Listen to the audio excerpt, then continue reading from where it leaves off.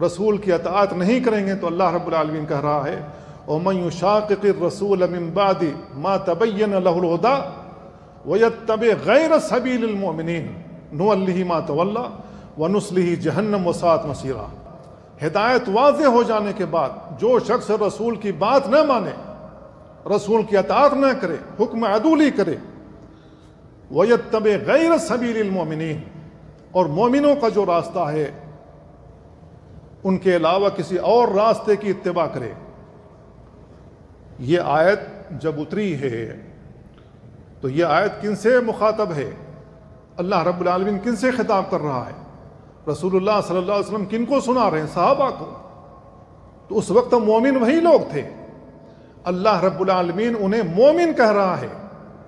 آج لوگوں کا عقیدہ بگڑا ہے تو ان صحابہ کرام کو آج یہ کافر کہہ رہے ہیں۔ اللہ رب العالمین جس کو مومن کہہ رہا ہے اس کو آج یہ کافر کہہ رہے ہیں، مرتد قرار دے رہے ہیں۔ کیا اللہ رب العالمین جھوٹ کہہ رہا ہے؟ کیا اللہ رب العالمین کو معلوم نہیں تھا کہ یہ مومن ہے یا مومن نہیں ہے؟ اللہ رب العالمین ایک جانب گواہی دے رہا ہے کہ یہ مومن ہے، یہ بدبخت کہہ رہے ہیں کہ یہ کافر ہے۔